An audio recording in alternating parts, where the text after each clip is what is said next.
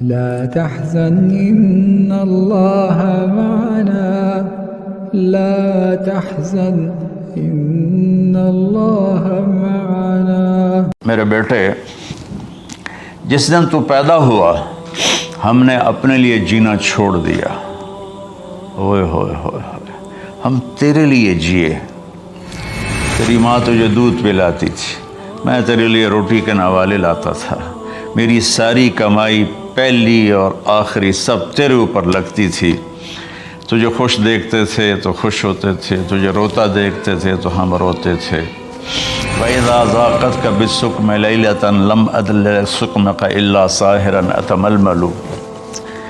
جب تو کبھی بیمار ہو جاتا تھا تو تیرے سرانے بیٹھ کر ہم ساری رات روتے تھے اور دعائیں کرتے تھے، یا اللہ ہمارے بچے کو بچا لے، ہمارے بچے کو صحت دے دے۔ اس تڑپ میں ساری رات میں جاگتا تھا۔ تیرے لیے میں نے اپنا سب کچھ لگا دیا، اپنے لیے جینا چھوڑ دیا۔ تجھے مسکراتا دیکھ کر میں اپنے غم بھولتا تھا، تجھے ہنستا دیکھ کر مجھے دکھ بھول جاتے تھے، اور پھر آہستہ آہستہ آہستہ میری ہڈیوں کا گودا، میری کمائی تیرے اندر گئی، اور تو ایک خوبصورت درخت کی طرح بڑھتا چلا گیا، بڑھتا چلا گیا، بڑھتا چلا گیا، بڑھتا چلا گیا، اور میری بڑھاپے نے کمر جھکا دی اور میں جھکتا چلا گیا، جھکتا چلا گیا۔ میرا خیال تھا کہ جیسے میں اس کی انگلی پکڑ کے چلتا تھا، اب میری باری ہے، یہ میری انگلی پکڑ کے چلے گا۔ جیسے میں اسے سینے سے لگاتا تھا، پیار کرتا تھا، جھولے جھلاتا تھا، باغ میں لے جاتا تھا، یہ ساری اس کی تعبیرات کے اندر داخل ہیں، الفاظ میں نہیں ہیں۔ تو مجھے خیال آتا تھا جب میں بوڑھا ہو جاؤں گا نا تو میرا بیٹا بھی مجھے ایسے ہی لے کے پھرے گا، میرا بیٹا بھی میری سنے گا۔ یہ 100 دفعہ پوچھتا تھا یہ کیا ہے، اور میں ہر دفعہ جواب دیتا تھا یہ ہے۔ تو اب میں بوڑھاپے میں اس سے بات کروں گا، یہ میری بات سنے گا۔ میں اس کو نوالے کھلاتا تھا، یہ مجھے روٹی کھلائے گا۔ میں اس کا انگلی پکڑ کے چلتا تھا، یہ میرا ہاتھ پکڑ کے چلے گا۔ میری کمر بڑھاپے نے جھکا دی اور میں ایک خشک پیڑ کی طرح ہو گیا، اور جوانی نے تیری کمر کو سیدھا کیا اور تو ایک تر و تازہ درخت بن گیا۔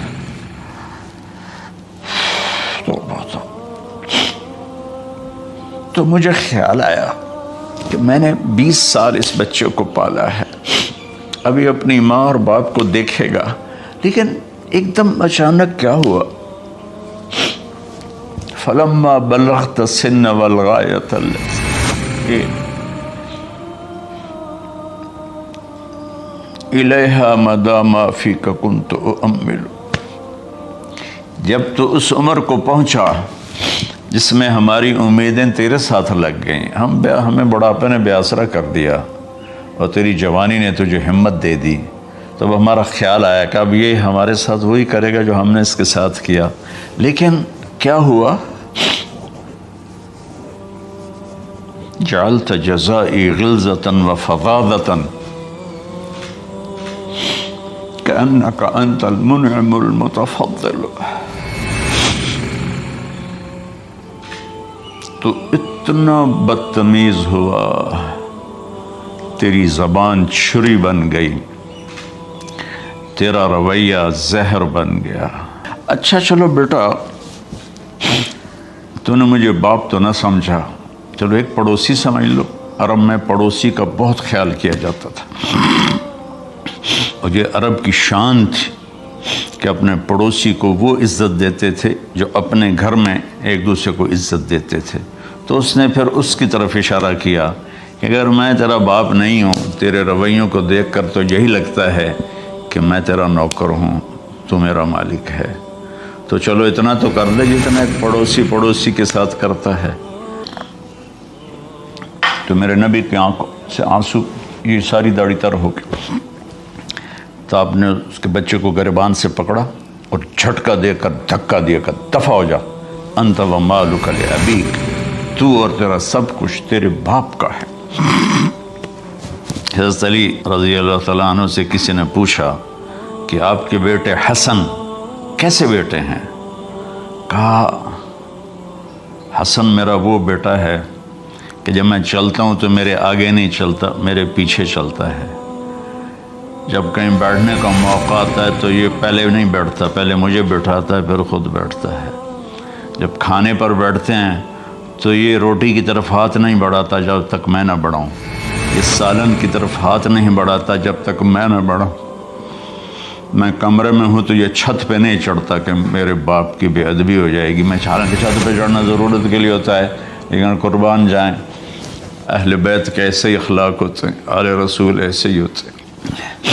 میرے عزیزوں نوجوانوں سے کہہ رہا ہوں جن کے والدین زندہ ہیں، ہم تو محروم ہو گئے، وہ قبروں میں چلے گئے، لیکن میں اتنا مصروف رہتا ہوں۔